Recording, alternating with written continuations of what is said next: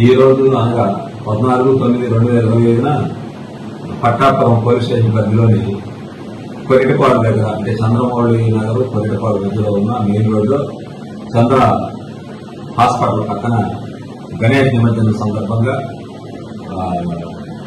1000 వాళ్ళ ఈ క్రాకర్స్ పేల్చే సమయంలో ప్రమాదవశాత్తు పక్కనే ఉన్న ఆ క్రాకర్స్ ఏవైతే వాళ్ళు కాల్చడానికి తెచ్చిపెట్టుకున్నారో ఆ క్రాకర్స్ కట్టల మీద పడిపోయి మంటలు అంటుకొని అవి చంద్ర హాస్పిటల్ కింద ఉన్న జనరేటర్ వాటికి అనుకొని కొంచెం మంటలు చెలరేగి దాని తర్వాత సమాచారం రాగానే మేము సిబ్బంది పటాపురం సిబ్బంది అక్కడికి వెళ్ళడం జరిగింది.